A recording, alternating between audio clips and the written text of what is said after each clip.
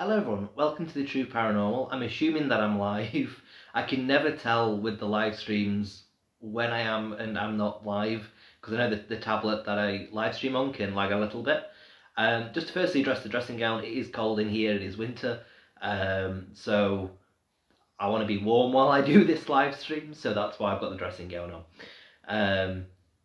So today we're going to do a little bit of a different thing, because usually I sit here with a bunch of notes and I kind of fairly clumsily read through the notes, because obviously the way I write notes is it's not chronological, because I open a bunch of sources and I read through one by one, and as I'm reading through I write down anything that I have not previously encountered regarding the information. So that leads to it not being chronological and it jumps about a lot. So I decided, because I do have a second tablet, which is kind of on the way to death a little bit, it's got a huge crack down the screen, but we'll see how it does, because instead of reading from the notes, I'm instead going to read directly from an article that I've written, so hopefully it means that it can flow a little bit better. We'll see how it goes. With the notes, it's obviously my handwriting, which sometimes I can't read, but it's bigger writing, which means that I can read it a bit easier. So we'll see. Hopefully it goes well. But we're going to be reading I'm going to be reading out my article on Jamaica Inn. So if you haven't seen the update that I posted to Facebook, at least I think I posted it to Facebook. I don't know. I'm sure I was meant to do an update, so hopefully I did. But it was brought to my attention that the Jamaica Inn article that I published wasn't completely accurate. When I was told about it, it sounded a lot worse than it has actually ended up being. So it's not a completely, can't trust that article type situation. It's very much so, a lot of the stuff I put in there seems to be right, but there were about 5 points where it was slightly off or could be misinterpreted a particular way. A good example is one of the points which was highlighted to me was where I discuss in the article saying that there was no real road at the time that Jamaica Inn was built. And so the correction was that there was a Roman track road and a toll road had been built. In terms of the Roman track road, as far as I can tell, it was a really rough dirt path which was marked out by stones and awful to follow, which is no real road. As for the toll road, I don't know the state of that road. It could have been a dirt track, which was a little bit more outlined, because obviously when we think of roads now, we think proper paved tarmac type situation. I don't know what it would have been back in the end of the 1700s. So I don't know if that statement is true or not. But I have made amendments with the article. I have not finished the amendments yet. So what I'm about to read out is not the finished article. I was hoping to get it done by the end of today, but sadly I ran out of time, because I did want to read it on this live stream, which I will do regardless. I think I've got it at the point where all the corrections have been made. It's just additional information that I'm putting in there. So what I'm reading out isn't necessarily wrong, it's just going to be lacking in certain details in certain places, namely around the early period of Jamaica Inn. So that bit of time between it, it's between the first owner. So the first owner, I've documented all that. It's to do with his sons and how it passes down towards the temperance movement, which I need to update. I think all the other information is pretty much accurate.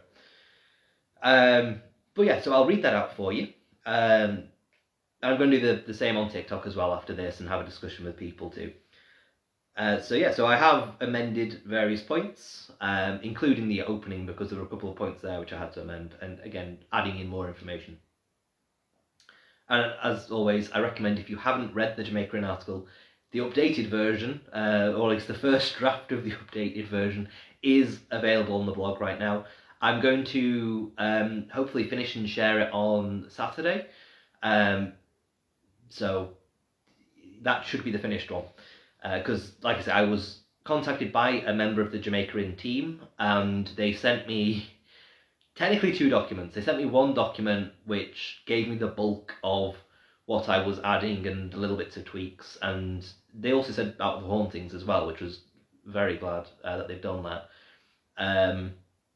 But they also referred me to a second document which spoke a lot about stuff I wasn't particularly interested in, because it wasn't so much about the inn and the location of the inn. It was more around the wider smuggling climate, as it were. You know, stuff to do with smuggling, stuff to do with the roads in the area, and basically historical context, which in the context of what I write about wasn't context that was needed.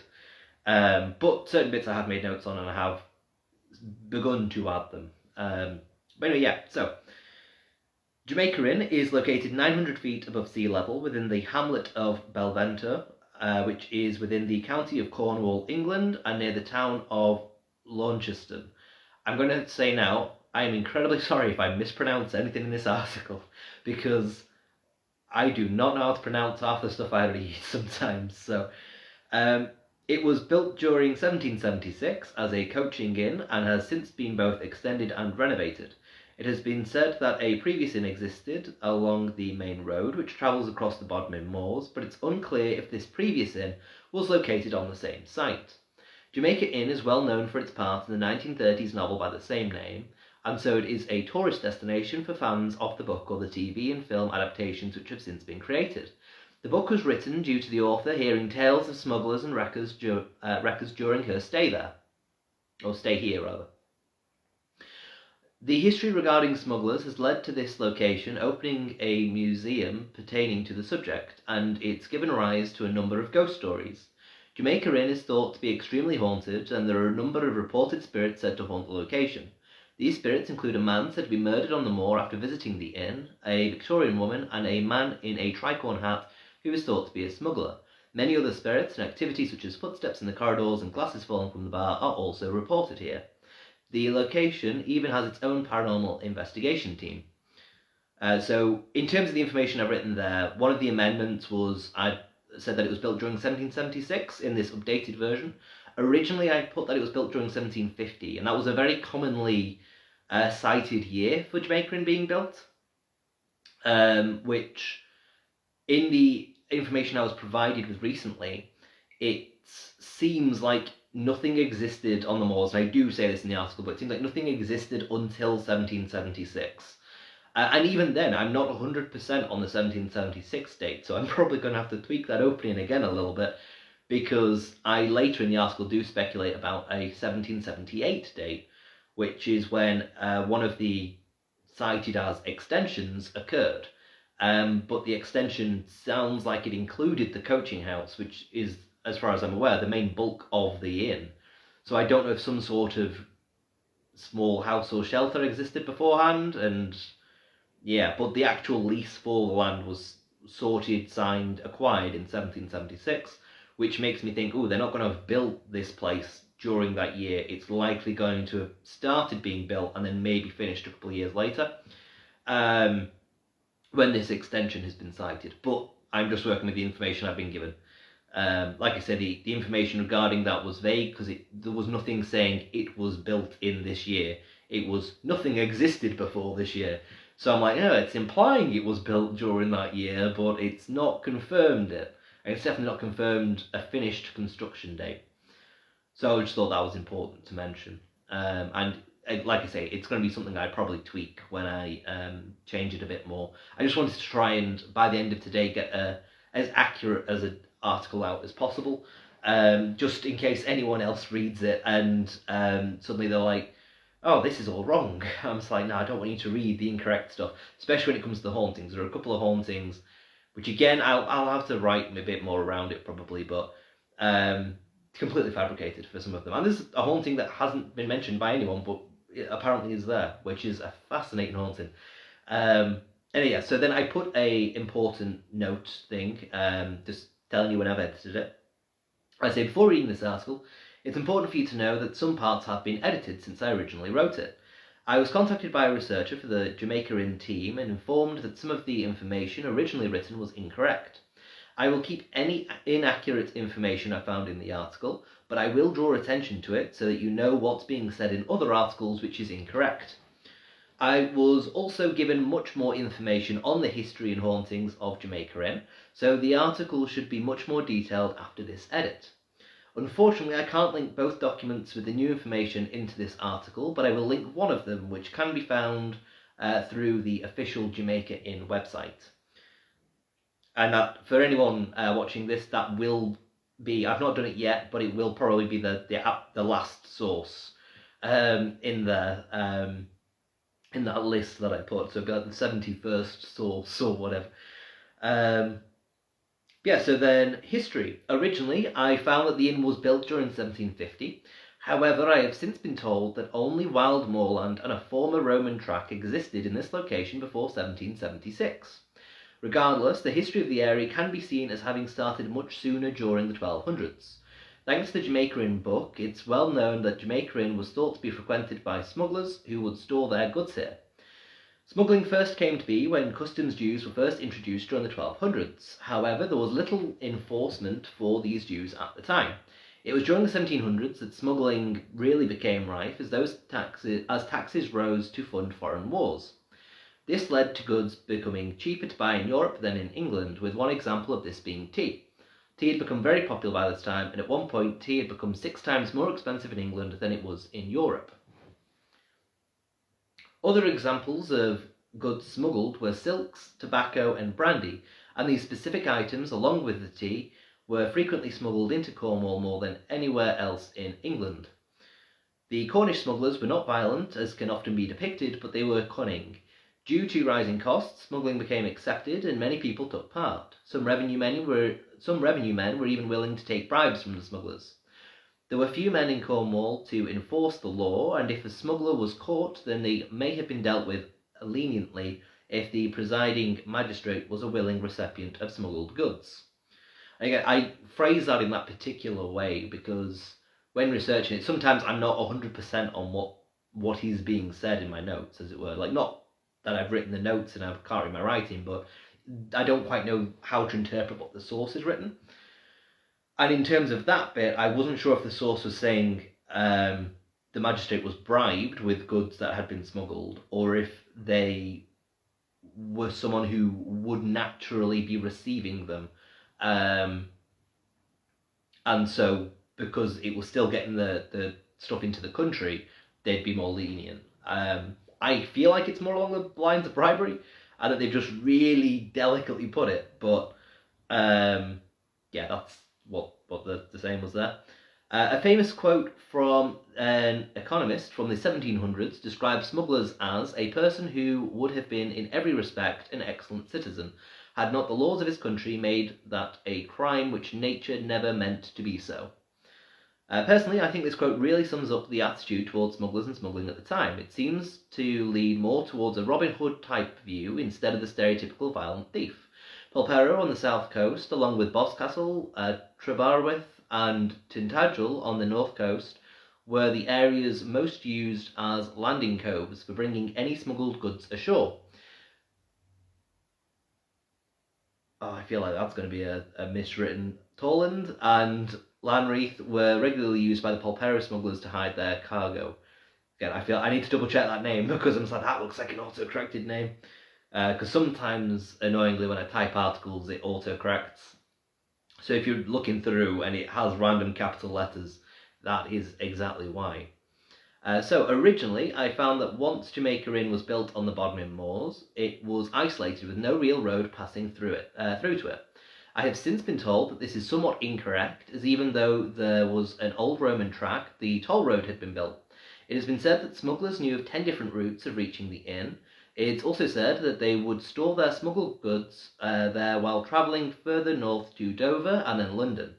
It is thought that a previous inn existed along the road which passes through the hamlet, and that this inn existed during 1547, but I have found little information on this inn or where specifically on the road it was.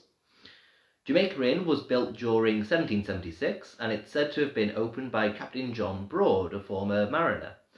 John had a son called James. John had a son called James, and originally this was all I managed to find about the original owners of the inn, but I have since been told more. For instance, the hamlet of Bolventure gained its name from what seems to have been the original Jamaica Inn name. It's known that Captain Broad called this venture Bold Venture, and this eventually became the hamlet's name, because it went from Bold Venture to Bolventure, and that's usually how words go. Regarding why the location is called Jamaica Inn, it's commonly believed that the name is due to smugglers hiding rum from Jamaica here, but this is possibly not the case. The name actually seems to derive from the Trelawney family, who were important local landowners at the time.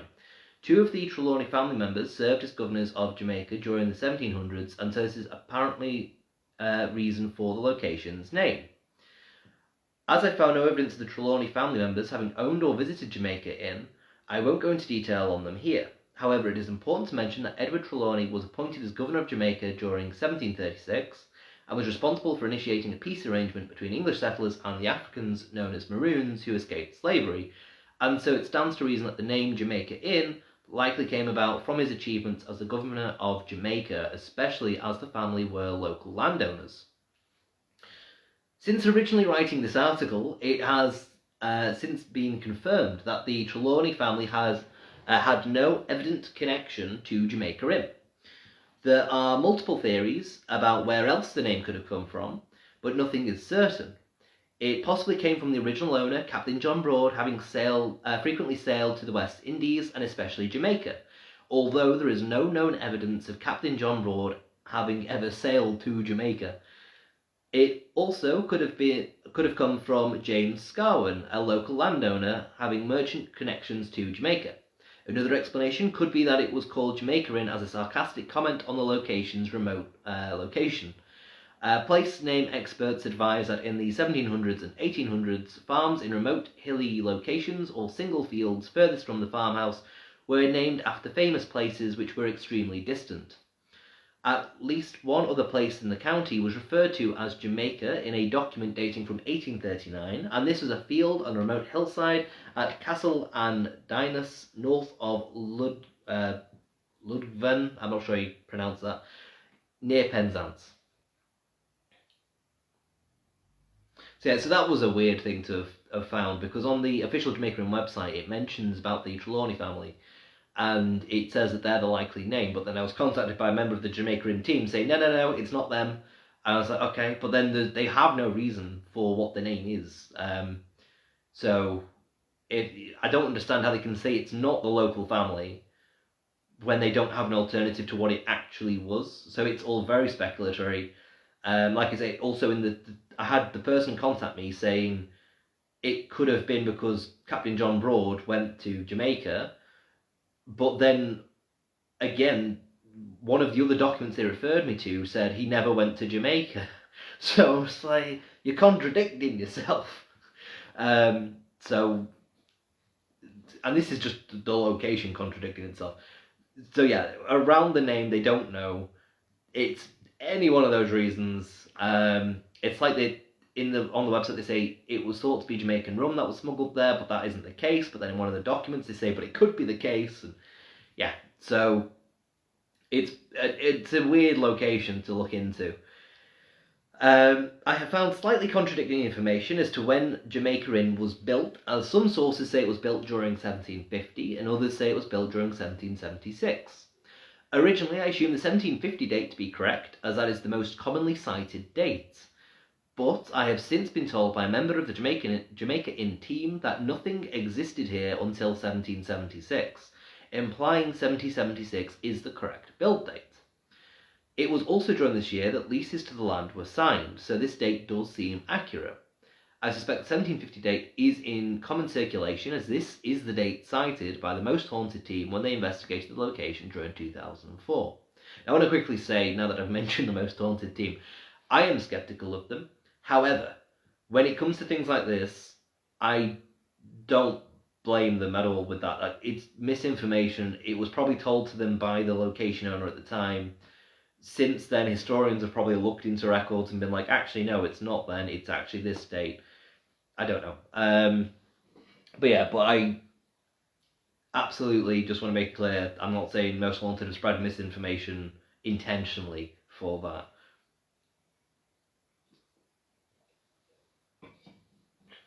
Because I know they don't necessarily have glowing reviews as far as accuracy goes, but we'll probably get onto that later.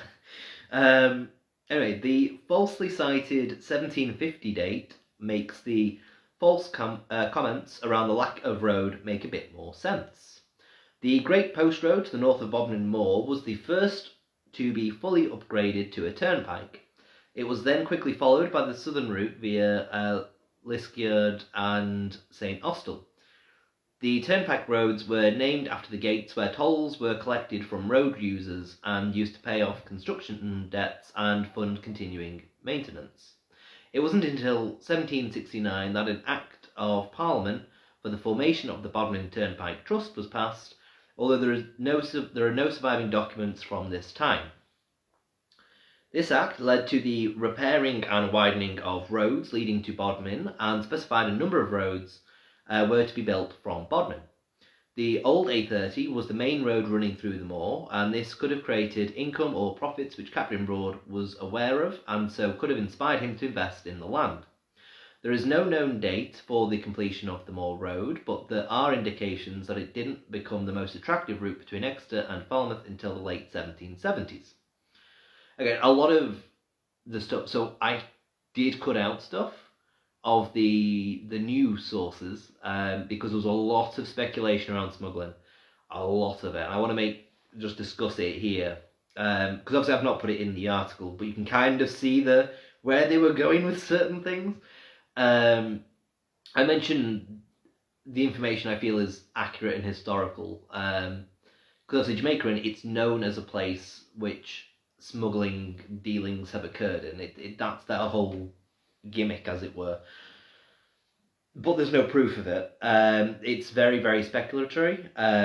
So in terms of all of this bit that I'm going to read out now, in the sources, there's a lot of speculation around, how did Captain John Broad acquire the land? How did he get the money for it? What was his intentions with all of this land? And it all indicates that he was wanting to start some sort of business around the smuggling.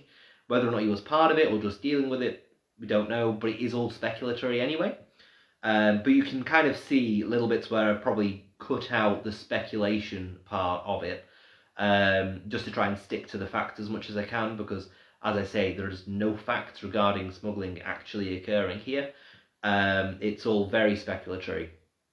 So, regarding the purchasing of the land, it was common for foreman sea mariners to run inns. However, it isn't certain if this was Captain Broad's original intention. Around the year of 1776, two different leases were agreed upon on Bodmin Moor, and the area was referred to as part of Toborough, otherwise Truant Moor. There were two leases because the land was in shared ownership at the time. One half was owned by a local gentleman called Thomas Wills of Cardenham. The other half was owned by James Scarwen of Madewell in Northamptonshire. The Scarwen family had strong connections to Cornwall as they hailed from an ancient Cornish family, the Scarwens of Molnick in St. Germans. As a result, they owned land across Cornwall. They were also merchants and politicians, and Captain Broad may have had business dealings with James Scarwen in the past.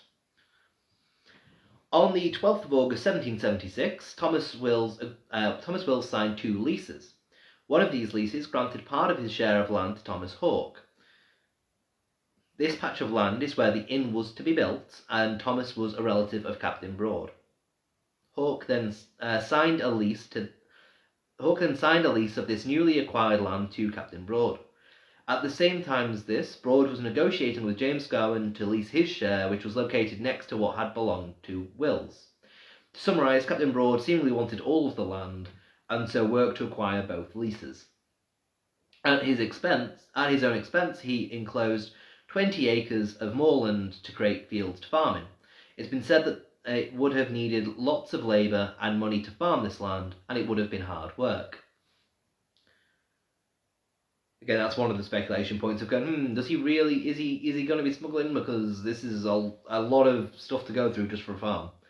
But again, there's no proof to any of it, which is why I've not included the speculatory points, because you need to just go off the fact. And I feel like just saying it would have been a lot of work and stuff is pretty much fact. It's stating the obvious. A lot of land, it's a lot of work to farm.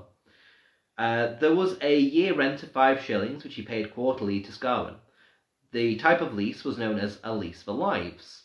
This was a 99-year lease, or it lasted for as long as the lives of 3 named people would live for. Captain Broad named himself, along with his sons James and John.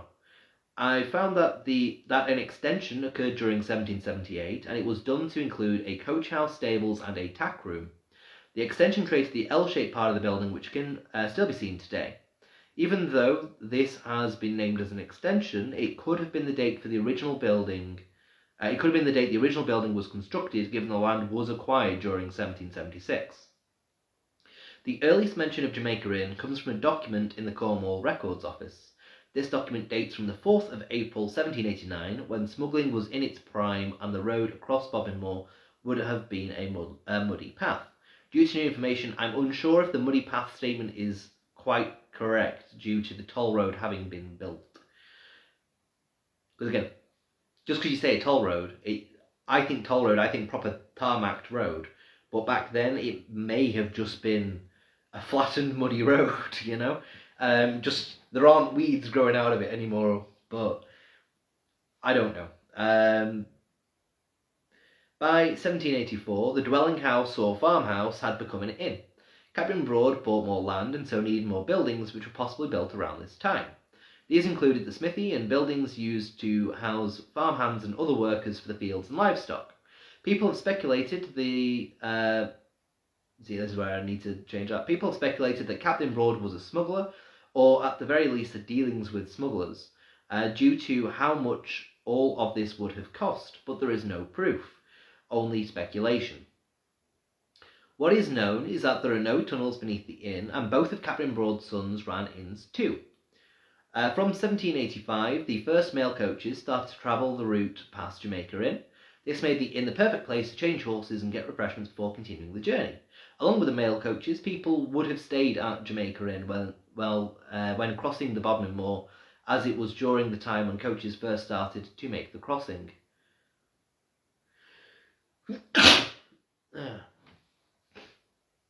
Sorry about that. According to stories, gangs of wreckers operated on the Cornish coast during the early 1800s.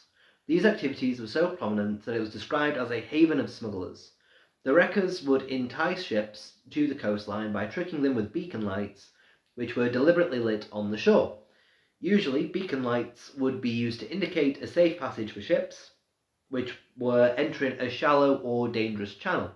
But the fake lights used by wreckers would lead ships to shallow sandbanks or rocks. The wreckers would then steal the ship's cargo. Even though smugglers and wreckers could get away with the crime through bribery, both activities could lead to a criminal being hanged.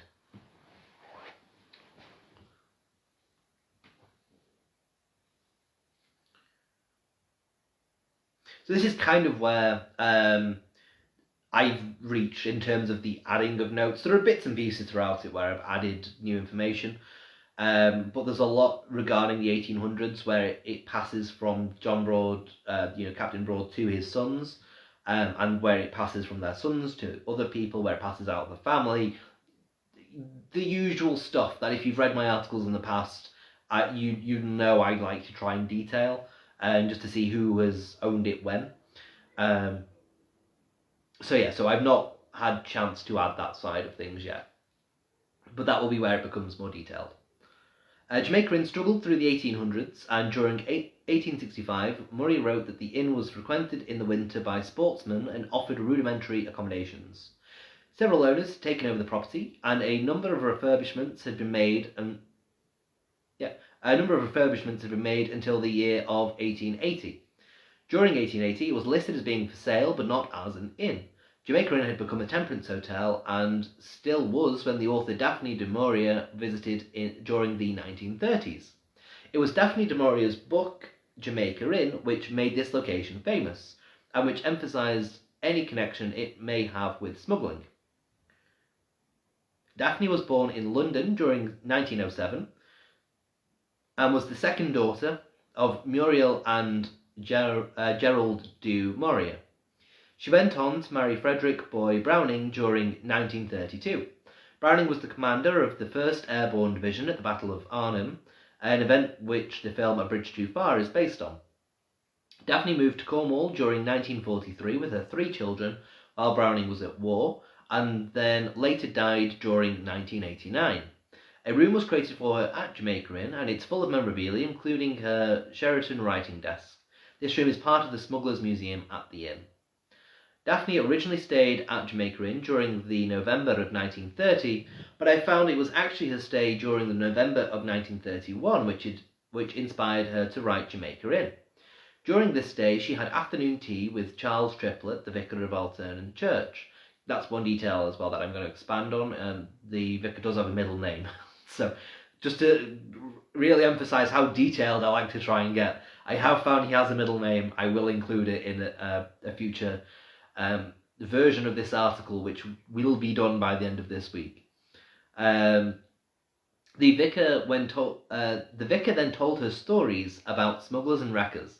It said that this occurred after she and a friend called Foy Quiller Couch were lost on the moors in fog and were led back to the inn by their horses.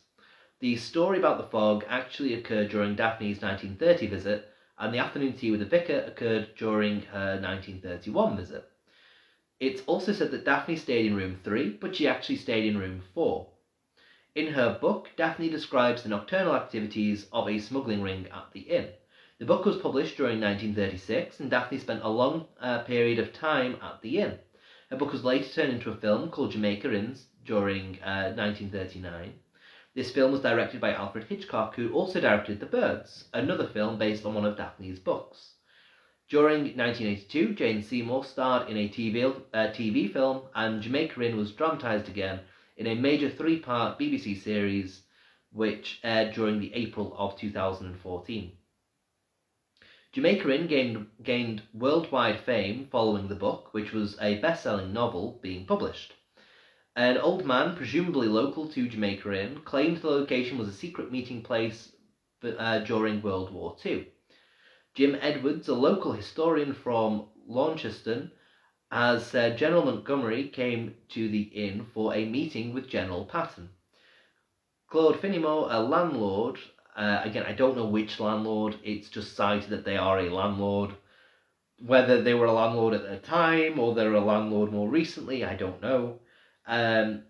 But Claude Finnemore, a landlord, has claimed Patton stayed at the inn during the June of 1944. It's a speculatory subject, although apparently there was a high number of Home Guard soldiers based in the hamlet. By the end of World War II, it had a club licence and was trading as the Jamaica Inn and West Country Pub. Shortly after, once the book fame kicked in, it called itself the famous Jamaica Inn.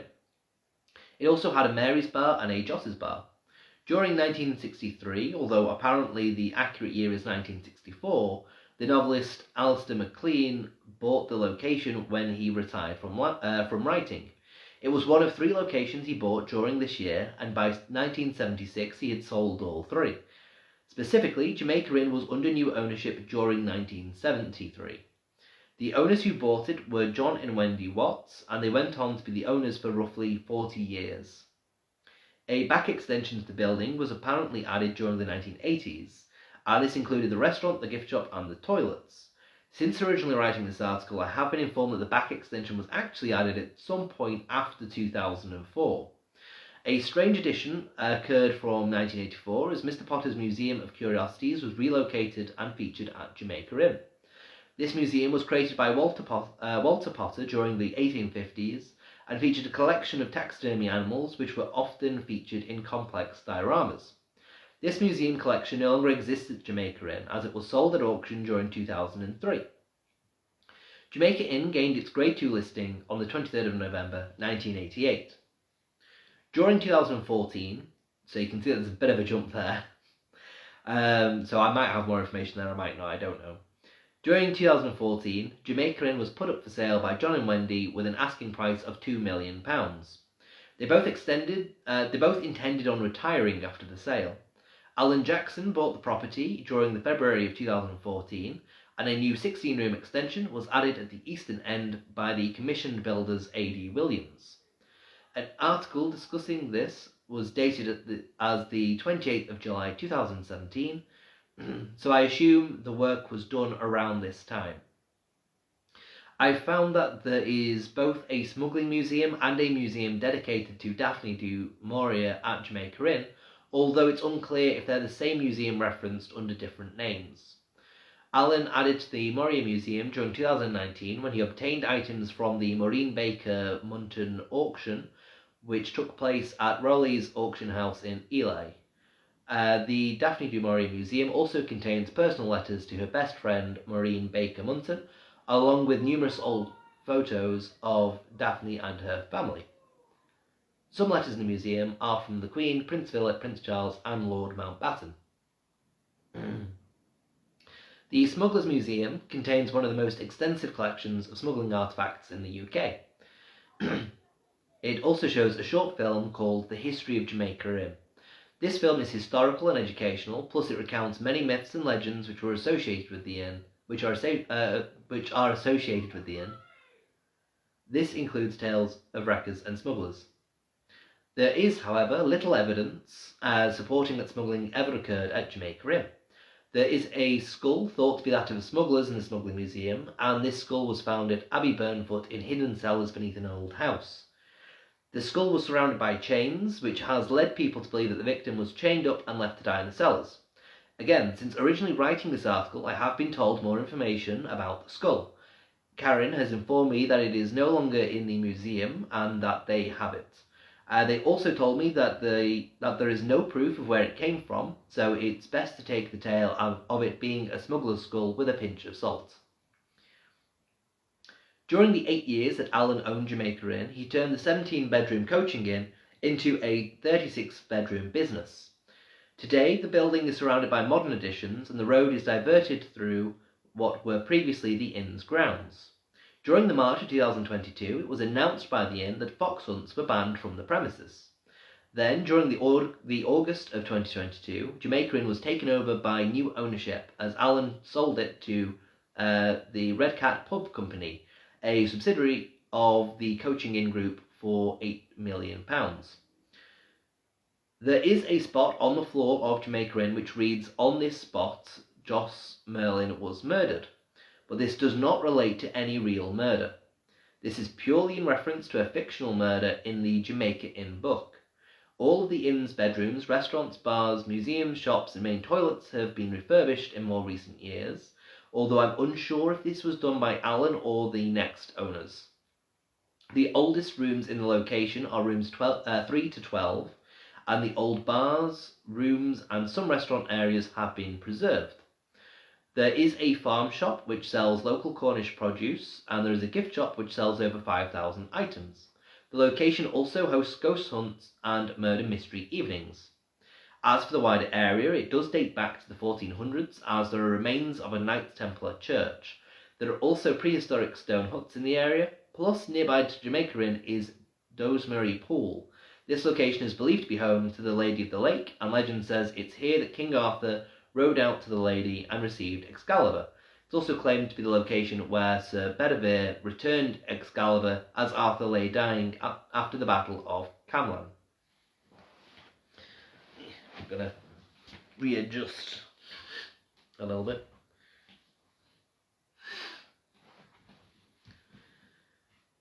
Hauntings. So, the bit that I'm sure you all want to hear about. With Jamaica Inn's history around smugglers and with tales of such things always having been told here, it's no surprise that this delves into tales of the inn being haunted. My nose is annoying me a little bit now. Previous managers have reported mutterings in strange languages, and it's been speculated that this speech could be Old Cornish. The sound of horses' hooves and stagecoach wheels have been heard outside the building, even though nothing can be seen. Plus, footsteps have been heard in the corridors. One particular story is of a gentleman who has been sitting outside and then vanishes. This man doesn't speak or acknowledge anyone, and he gradually disappeared when locals tried talking to him. The first reports of this man originated during 1911, and it's been said that he looks like a man who went missing and is thought to have been murdered at the location. This is not the most comfortable chair to be sitting in. I'm gonna move to the side a little bit. There we go. Yeah, we'll do that kind of. Yeah, we'll leave it like that. Well, I'm a bit off centre. It's because it's a 2-cushion chair. That's a bit better. So I was kind of falling in between the 2 middle cushions there. It's said that at the turn of the 20th century, a man was enjoying a tankard of ale inside, but then was summoned outside. He left his drink on the table, half finished, and the next day his body was found on the moor. No one knows who killed him, but it's said that his ghost comes back to finish his drink. It seems that this is the same man who sits on the wall outside, and his table inside by the bar is known as Jack's table. A lady saw him sitting on the wall outside during 1977 when she drove past the location, and he disappeared shortly after. Previous landlords have thought the footsteps heard trampling along the passage to the bar have been those of the murdered man returning for his drink. I have since been told that it cannot honestly be said if Jack is real or if the murdered man ever existed. Which I think is very honest, actually, of the people who'd messaged me. So I'm going to update my thoughts section as well at a later date, because quite often I speculate about the tourism angle and that they might want to promote false things, but the person who emailed me seems very honest, and with the information they provided seems honest, and for them to honestly say, we don't know if Jack's real, I think that's a bonus for this location, because they could very well have, and they even said, we could tell you that it's real, but what good will that do, you know? So it's very good that they've seemingly been honest regarding that.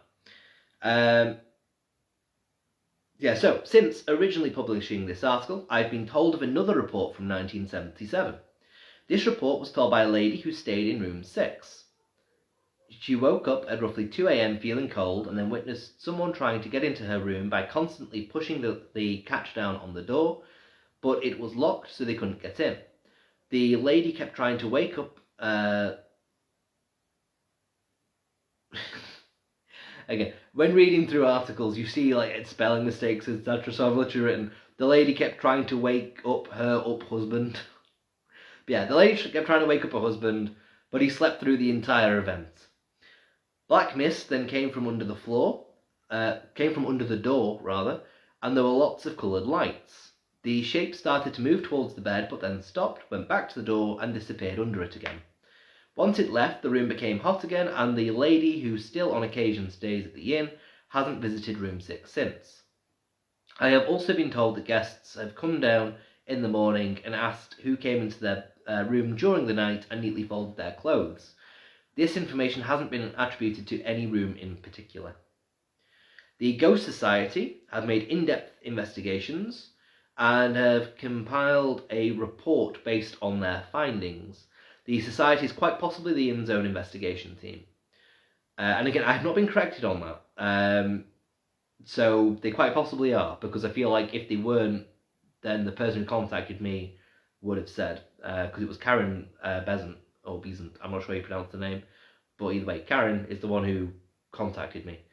The inn's own team is led by Colin Simmons. Karen Besant studies the inn alongside Colin, and as of 2021, she's been doing it for nearly 7 years, so she's approaching the 10-year mark now, I think.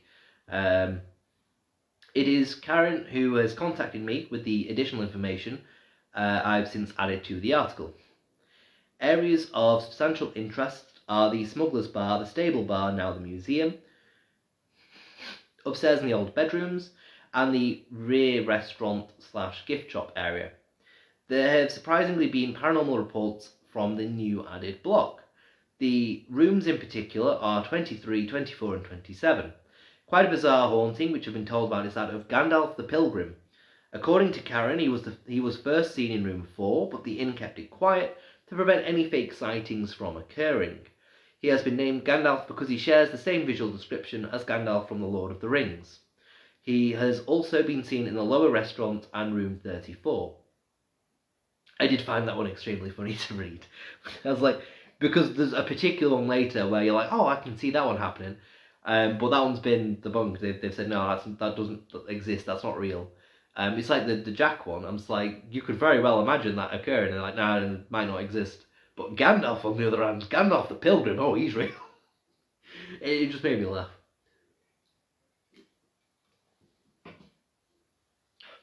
Especially the fact he's called Gandalf the Pilgrim. It's like, why is he a pilgrim? Anyway. A man in a tricorn hat and cloak has been seen, and it's been speculated that he is the spirit of Jack Trevellis, a notorious smuggler who was put to death nearby. It is very, very, really important to mention at this point. I've not put it in the article. I will probably amend it into the article. Earlier today, while I was making these amendments, I decided to do something which I don't tend to do with articles, and that is watch an episode of Most Haunted, or listen to it at least. Because quite often I wonder, is this false information because it's just there, it's just false information? Or is it because Most Haunted said it during their TV episode, and since then people have watched the episode and they've taken that as fact? It seems like they've taken it as fact from that TV episode, because Jack Trevellis is a name that was given by Derek Acora during the episode. I did not know that beforehand. No one made reference to Most Haunted when saying this in their own articles. So, yeah, he mentions it, and even in the episode they say this name has no connection with Jamaica Inn as far as we can tell.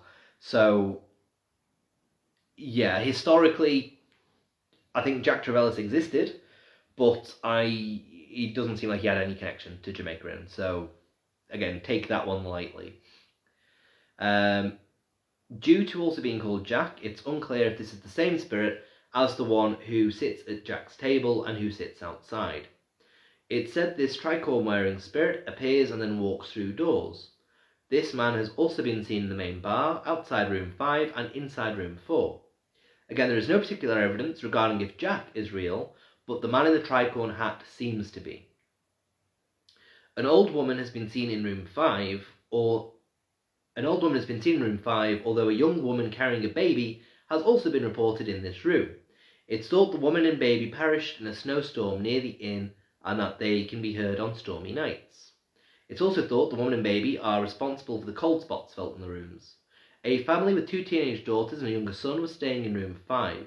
Apparently, while the family and daughters were out, the son saw a woman in the bathroom mirror standing behind him and looking at him. When Most Haunted investigated this location, they claimed there were at least 15 spirits present.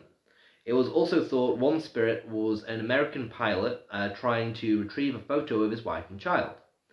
A 16-year-old girl saw a man wearing a US airman uniform coming through the kitchen doors and entering the bar. He then disappeared. This man has also been spotted twice in the stable block. It's thought that this spirit is present because thousands of American troops were stationed in the Bodmin and Launceston areas during World War II. These soldiers were known to visit pubs and hotels across the country, and there have been speculative reports of secret meetings being held at Jamaica Inn between US Generals George Patton and Dwight Eisenhower when they came to inspect the troops in the run-up to D-Day during 1944. Now, obviously, in the history section, there was no mention of Eisenhower, but Patton was mentioned. It was also Montgomery that was mentioned, so that's one where it's quite possibly half true, where Patton was there, but Eisenhower quite possibly was not. Apparently, the US Airman spirit seems to have gone, as there haven't been any new reports for a while now. Now, personally, I don't believe that means he's gone. I think that just means he has no energy.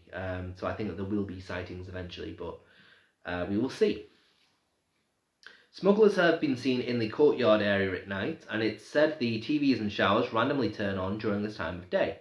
Frequent sightings have been said to occur in the attic and stable block areas, and apparently a man was found hanging by his neck from a nearby tree.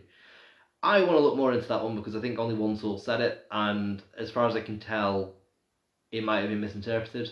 I know when watching Most Haunted, Derek, again, he said that there was a beam and he was like, someone was hanging from that beam. So I don't know if it's been misinterpreted. If I've misinterpreted, messed up my notes, I don't know what it is with that, but we will find out. Because I should probably look more into that. I did ask the researcher for the Jamaica Inn team about it, I think, but they've not mentioned. A young woman, possibly a former barmaid, is said to haunt the bar area. It said she wears period clothing and still performs her duties.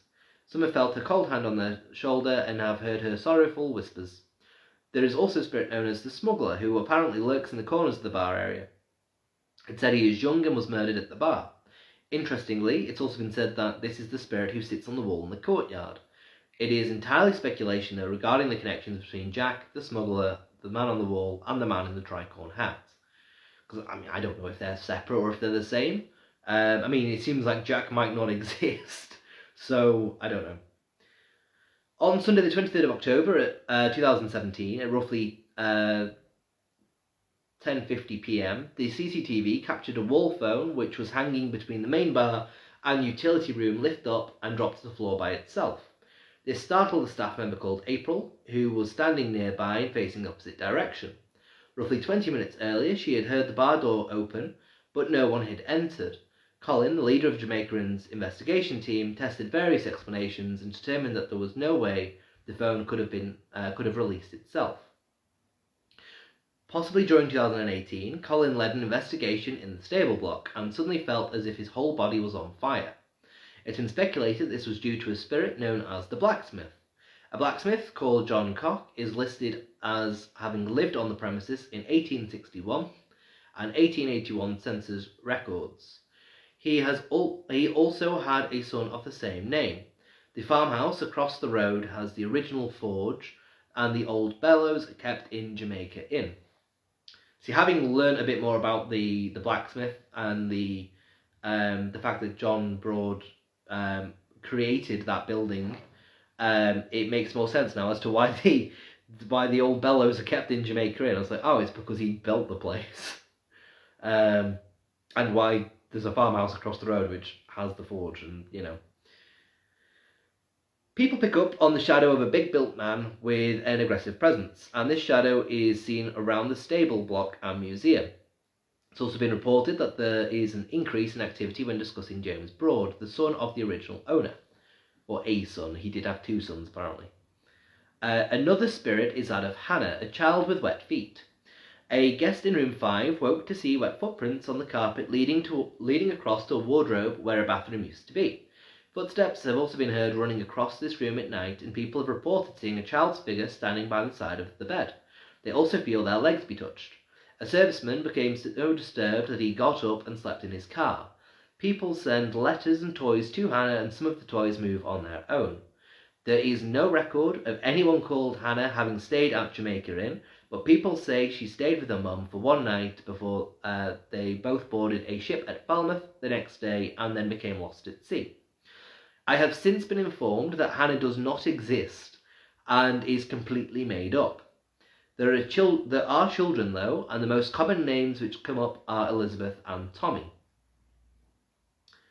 So again, I've not seen the full Most Haunted episode. That sounds very much so like it's a Derek Cora. Here's a name. I know that Richard Felix in the episode, which is a shame because he's a historian, did say about the story about a woman and child who were lost at sea. So the fact that they mention that implies that Derek's going to go find the child later. All that, because Ian Lorman's also there. So one of the two, I think, is going to probably mention Hannah. But we'll see. But yeah, Elizabeth and Tommy are the common names that come up. Another spirit said to haunt Jamaica Inn is that of Elizabeth, which, again, yeah, this seems like a valid one. Or a legitimate one, rather. Reports say she's a Victorian girl with long blonde curly hair and is playful. She is seen in the museum, and one staff member has seen her in the corridor between the gift shop and ladies' toilet. Karen has also seen her, but I'm unsure if this is the same staff member. Apparently, the corridor was once an outside walkway to the church. Sometimes Elizabeth is heard giggling with a friend in the gift shop. Books and toys in the shop are thrown about, and teenage girls with ponytails feel their hair be pulled. In the cellar, heavy-booted footsteps have been heard, and these are attributed to the man in the tricorn hat. During 2018, a man was seen sitting by the fireplace. He also, he had curly black hair and a frilly white shirt, black boots, and a tricorn hat. It's been speculated that this was Jack. He was also seen outside of room 5 during 2016. Which I don't know if that's a detail that I mentioned earlier, because I did get additional details about one room he was outside of and one room he was within, and I don't know if that's the one that he was outside of that I mentioned earlier. I'll need to have a look at that at a later time. Other activity includes people hearing a baby crying, particularly around rooms 3 and 7. This is known to occur even when there are no babies at the inn. Karen and Colin think it's related to the story of Mary Downing. She was a young single woman who in 1834 sued the inn's married landlord, Thomas Dunn, in order to force him to recognise their illegitimate son. Their child was christened Thomas Downing Dunn at Alton Church. While investigating room 7, Colin and another man heard a woman's voice while they were listening back to an EVP. They heard the voice say, "Quiet, there's a baby here," and when playing the EVP back to listen a second time, they found there was nothing captured. This led them to believe they'd heard the voice in real time and not on the EVP recorder. Again, I need to adjust that because I put KN instead of on. In room 27, it said that there is a Victorian lady. At around 2 a.m, after an investigation, Colin saw a dark patch in this room form into a woman who had her hair in a bun and her hands in her lap.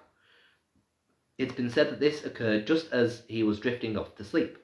Glasses are said to fall and smash at the bar, and in Mary's bar, female staff have had their hair pulled. During the 1950s, there was the sighting of a tall male phantom in a dark green cape. In room 4, there are strange smells, muffled voices in a different language, heavy-booted footsteps, and sightings of a man by the side of the bed near the window. It's also said this man watches people as they sleep, and that a monk figure stands in one of room 4's internal doorways. Now, it's important to say about the man in the dark green cape, I don't know if it is accurate or not, because Karen, when she emailed me, one of the documents said that there was someone in a green cap. So I don't know if they've missed off an E in the information that they've given me, or if one of my sources is misinterpreted or mistyped or misread and assumed cape when it's actually meant to be a dark green cap instead of a cape. This is a point I mention later, though, because there's a haunting very similar to what Karen described to me. Room 3 is said to contain a crying woman called Mary. I have been told there is a crying woman in room 3, but I haven't been told if this is Mary. Apparently, a 10-year-old boy stands at the end of the four-poster bed. Scratching comes from the walls and fingerprints appear on the mirror. People have reported the furniture shaking in room 6, along with the shadow of an unseen man standing in the bathroom doorway. Footsteps occur in the upstairs corridor, and these footsteps do not turn on the motion-sensitive lights. In room 23, a guest has woken to see a woman in Victorian clothing standing in the room. It's also said knocks occur on the door and the patio door of this room. In the reception, a man in a cape has been seen walking past the front desk and down the corridor. The detail about a man wearing a cape could be wrong, or the new information I've been given is a typo. This is because the new information says a man in a green cap has been seen by serving staff during the afternoon. This man walked past while the inn was closed for a private lunch. He walked out the door, which is now the reception. Sorry about that. In the kitchen and serving area of the restaurant, a shadow figure has been seen and children have been heard giggling when the restaurant is closed. A similar figure to the shadow figure has been seen walking from the farm shop to the gift shop. It's also said that a female spirit in her mid-30s, although also described as much older and haggard, haunts the gift shop. She's been described as wearing Victorian clothing and she has her hair in a bun. In the toilets to the side of the gift shop, the ladies' toilet door opens on its own despite being on a swing hinge, and the sound of arguing men can be sometimes heard coming from the men's toilet. Reports have said the museum is haunted by a former stable boy called David, and the model of an elephant on display moves on its own within a cabinet. It's thought the oldest upstairs bedroom is the most haunted part of the building, although the most haunted part apparently varies every week. The team at Jamaica Inn also gets hundreds of reports each year. Finally, during the April 2015, there was a report of a semi-transparent dog which was the size of an Irish wolfhound. This dog was said to be running 30 centimetres above the ground. Now, if you're not familiar, there is something referred to as the Beast of Bodmin Moor, which I'm umming and ahhing as to whether or not to mention it, because this dog could very well just be a dog connected to the building. It could be in reference to the Beast of Bodmin Moor, because the building is on Bodmin Moor. So I may very well update the article to mention that by the end of the week. So, summary of hauntings. You've got the smuggler, who might be Jack Trevellis, who sits on the wall in the courtyard, the bar area, which quite possibly is at Jack's table, and then outside room 5. You've got a man in a tricorn hat, again, possibly Jack Trevellis, who is by a fireplace and possibly at Jack's table. You've got a man sitting outside, who is possibly Jack Trevellis, who's been seen on a wall in the courtyard, possibly at Jack's table. And then you've got a man in a US in uniform, who's been seen in the kitchen, bar, and the stable block. The blacksmith, possibly John Cock, at the stable block. Gandalf, again, I put Gandalf. Gandalf the Pilgrim, looks like Gandalf from Lord of the Rings. Room 4, low restaurant, room 34. Elizabeth, long blonde curly hair, playful, museum, corridor between gift shop and toilets, gift shop. A woman with a baby, possibly Mary Downing and Thomas Downing Dunn, around rooms 3 and 7. Mary, room 3. Male phantom wearing a dark green cape, Mary's bar, again this quite possibly is cap, not cape.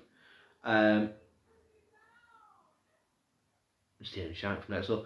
A monk, cellar behind the bar, another monk, room 4 internal doorway, a Victorian lady with hair in a bun, room 27, another Victorian lady, knocks on the door and patio door of room 23, yet another Victorian lady, mid-30s or older and more haggard, hair in a bun, gift shop. David, former stable boy, is at the museum. Semi-transparent Irish wolfhound, 10-year-old boy, room 3. A male shadow, room 6, bathroom doorway. Footsteps, upstairs corridor, passage to the bar, room 5, room 4. A man, room 4, by the side of the bed near the window. A shadow of a big built man, possibly James Broad or John Broad. Stable block or museum. An old woman in room 5, smugglers in the courtyard, a young woman, former barmaid in the bar area, mutterings in foreign language, possibly Old Cornish, in room 4, sound of horses' hooves, sound of stagecoach wheels, cold spots, TV and child randomly turn on at night, wall phone lifted and fell between May Bar and the utility area, feeling of body being on fire in the stable block, leg switch in room 5, giggling in the gift shop, kitchen and servery area, aka restaurant, ponytails pulled in the gift shop, female hair pulled in Mary's bar, strange smells in room 4, furniture shaking in room 6, a man in a cape, again, / cap, walked past front desk and down the corridor, a shadow figure in the kitchen servery area, a similar scene walking from the farm shop to the gift shop, toys and books scattered about in the gift shop, ladies' toilet door opens on its own, and the ladies' toilet to the side of the gift shop, and arguing men heard, the men's toilet to the side of the gift shop, and a model elephant moves on its own in the museum. And that's the summary, so that's 44 things in total. Again, I probably miss 1 or 2 when I do the summary, but it's just a summary, it's just to give you an idea. So the purpose of the summary is if anyone is looking to investigate a place, is looking to quickly find out the hauntings, they can just go to the summary and then there they are. You know, it's not necessarily all of it, but that's why I type it up in full as well as do a summary. So my thoughts. To accurately share my thoughts on Jamaica Inn, I just want to clarify my thoughts. I will update my thoughts as well with this new version of the article. So this is my thoughts pre the new information. To accurately share my thoughts on Jamaica Inn, I need to first discuss a little how I go about writing these articles. First, in the case of this article, I searched Jamaica Inn history. Then I searched Jamaica Inn hauntings. For both searches, I open up a number of tabs to then read through and take notes from. For this particular article, I've linked 68 pages, which I have read through, but these are only the ones with relevant information to this article. In reality, I read through far more than this, but close a number of them due to either a lack of information or a lack of relative information. Jamaica Inn was a strange location to write about because a location dating from 1750 will either have very little information or it will have a great deal of history regarding changing ownership and building modifications. Somehow this location has provided a great deal of information, however very little regarding the location's factual history. Which again, this is why I need to update it. Again, it's going to be a minor tweak because I had to be contacted and sent a document to actually get the history. The actual history isn't anywhere really. What I found is what I found. So, for example, I only came to find the names John Broad and James Broad. Again, these are names which were sent to me. It was information about them I was sent. So, for example, I only came across the names John Broad and James Broad through researching the hauntings and not the history of the property. This is odd, as these are apparently the names of the original owner and his son. Again, this just shows how little I knew, because he actually has 2 sons. So I don't mind anything at all about the other one. When I started researching Jamaica Inn, I already knew about its apparent connections to smuggling, as this is a location I visited before. I was incredibly surprised to find sources say that outside of the book there is little evidence connecting this location to smuggling, and that I couldn't find anything historical to suggest otherwise. Even the name Jack Trevellis only came up when researching the hauntings and not the history. And now, having seen that episode of Most Haunted, that makes a lot of sense, because it is a name that was provided by Derek Okora. So straight away, anyone who's seen that episode, who will likely be typing about hauntings, will have known the name and will have included it in their article, but not mentioned the Most Haunted team. Outside of information regarding the book, the author of the book, and smuggling in general, the only information to be found was regarding certain newer editions, along with the changes in ownership over recent years. This leads me to wonder if Jamaica Inn has taken rumour and myth, tales boosted to worldwide fame through a book, and capitalised greatly on it. This also goes for the hauntings, and by the way, my stance on that hasn't changed. Just because I've been sent a document saying a little bit more about the original owners, it doesn't make me think that they've capitalised. Like, it makes me wonder, have they just capitalised? Because they could put out that document, they could make that accessible. They could be like, look, here's all our history. Now, granted, there is a bit on their history page where you click a link and it opens a document, but they don't have anything like what I have typed up, where you can just access it and it's there. Like, immediately, you go on their history, boom, it's there. So, for the history that they're showing to be very little, and for the hauntings to be very little, and I'm like, maybe they are just capitalising on it. Especially the smuggling aspect. There's no, even they've admitted there's no connection to smuggling, or at least no evident connection. They kind of skirt around it by saying, oh, but there isn't really any evidence to smuggling. Like, there doesn't have to be evidence to smuggling for there to be smuggling. A lot of it was hidden. I was like, yeah, but it was done openly. Surely there's some sort of record of shady business or something, you know? But apparently no. Anyway. Jamaica Inn does host ghost tours, and they do clearly advertise this. They even have their own paranormal investigation team. This could be an indicator to the hauntings being legitimate, but it could also be a further play into the tourism angle. For instance, this paranormal investigation team communicating their findings to news agencies will be perceived in a far different way than if the pub was to discuss staff experiences. Hopefully, the way I've written that previous sentence will highlight to you how important wording is regarding perception. So I'm going to reread that, because I did botch it a little bit, because I was rubbing my nose a little.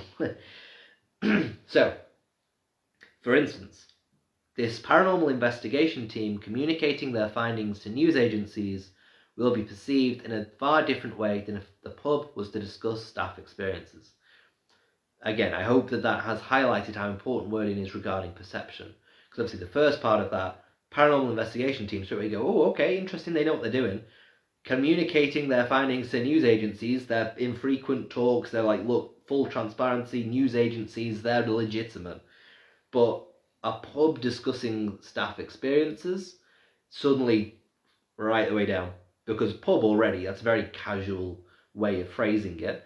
But to discuss staff experiences implies more rumours and gossip than legitimate findings. Which is the point I wanted to make there. And it's why I'm grateful that the Jamaica Inn team have actually contacted me saying, look, here's some stuff. Because, like I say, like, it could all be a matter of perception. And they could try and get stuff out for various reasons, and it's all stuff that I've got to speculate. Because it's important to speculate it. It's important to, in these articles, always say there could be a tourism angle here. People have, for hundreds of years, profited on the paranormal, and locations absolutely would do the same. You've got to put a business hat on sometimes and be like, look, you can profit off this.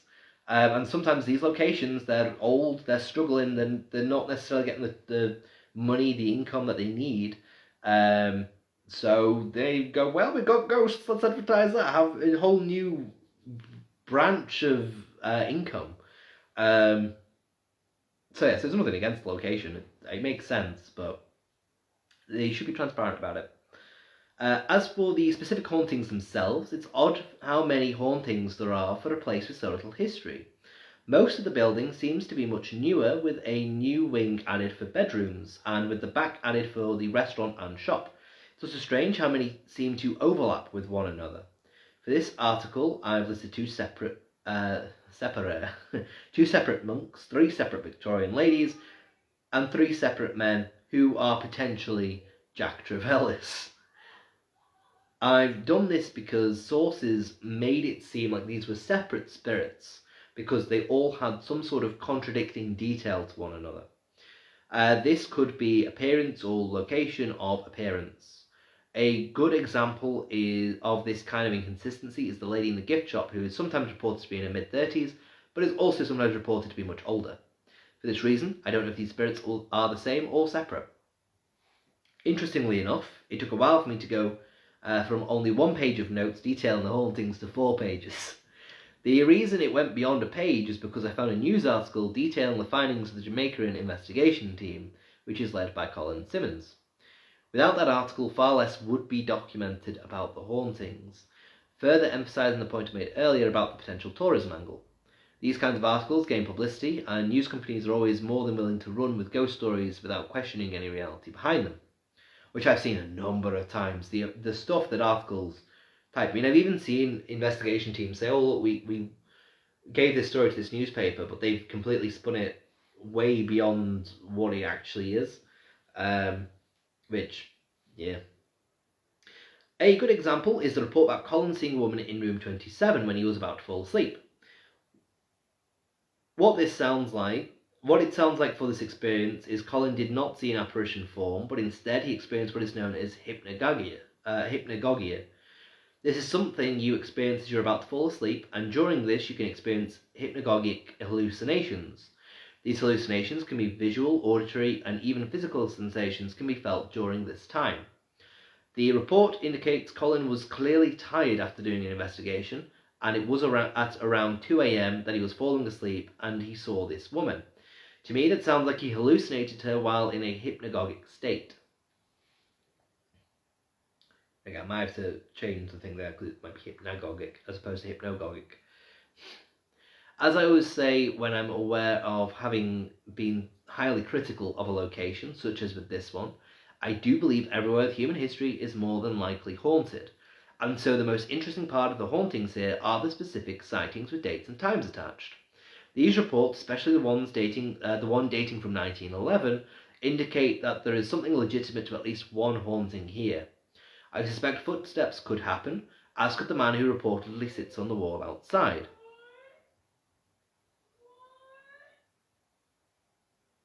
I'm sorry, I'm saying weird noises. However, for his story to be more convincing, the history searchers needed to reference the man who was apparently found on the moors. Which is why straight away I was like, I don't think there's any historical backing to this, and apparently there isn't. So that's good to know that I was kind of right with that. And it's good as well that I didn't say that I think Hannah's legitimate, as Hannah is the one that's absolutely not legitimate. So that's funny. The thing I am the most surprised at is the fact that no hauntings have been mentioned regarding the museum's skull or any other items present there. I'm also surprised that Daphne du Maurier hasn't been claimed to haunt this location, as I would definitely suspect her to. She clearly seemed to have a strong connection with the property, and a number of her personal items are here, both of which are factors often contributing to speculation of a ghostly presence. I also find it important to highlight that it's reported the footsteps here do not set off the motion-sensitive lights. Quite often I see investigators use such devices on investigations and claiming that spirits can light them up. So perhaps this location shows the opposite is true, or perhaps it's the location which isn't being truthful. Jamaica Inn definitely seems to capitalise on stretching the truth, as shown by the night Daphne du Maurier was inspired to write the book which brought the location its fame. And that is it. That is everything. I then just say thank you and about various upcoming articles, and that is that.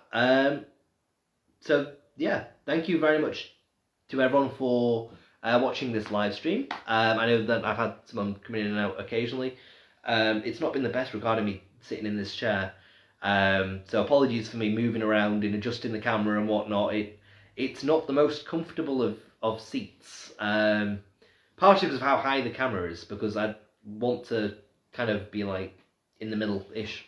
So ideally, I'd kind of leave it like this kind of thing. But for that, I have to sit on my knees. So, because this is all quite high up. So, I don't think I've got an alternative thing to stand my tablet on. But anyway, thank you very much everyone for watching. I hope that this has worked quite well with me reading an article as opposed to reading the notes of the article. It is a different one. Usually I don't read out the locations. It's another reason why I kind of wanted to read it from the article itself as opposed to notes, especially with this one. Because I've got so many notes now, because I had notes and I needed notes for the notes kind of thing. So I hope you've enjoyed, and the next live stream will be next Wednesday, and all things going to plan, will be the Fox Sisters, because the Fox Sisters should be published on Friday. I have not looked through all the sources yet. I have not written out all the notes yet. I've currently got about 6 pages worth of notes, I think, which is about 3 hours worth of writing. So I intend on waking up early on Friday and getting that all sorted, and hopefully tomorrow after work I might be able to get the notes done. But regardless, if it's not out on Friday, because I will do the coming soon post tomorrow, if it's not out on Friday, it will be out on Saturday. Yeah, it's one of those where we will see. So just keep an eye out on TikTok, on Facebook, on all the social media places I usually post to. And it'll either be I'll have finished Jamaica Inn on Friday, shared it on Friday, or it'll be the Fox Sisters is finished and that's shared on Friday. One of those will be Friday, one of those will be Saturday. Either way, you will have either a perfect Jamaica Inn article or you will have the Fox Sisters published. It's one of the two. And then next Monday, the location article will be about somewhere in Liverpool. I cannot remember the name off the top of my head, but it's in Liverpool. So, yeah, I hope that you're looking forward to it, and I hope that you've enjoyed the live stream and the videos and things. And if you haven't, I did upload an article snippet earlier today about Clerkenwell Catacombs, which, just a short article snippet, nice little slideshow. So I hope you've enjoyed that, and thank you very much again.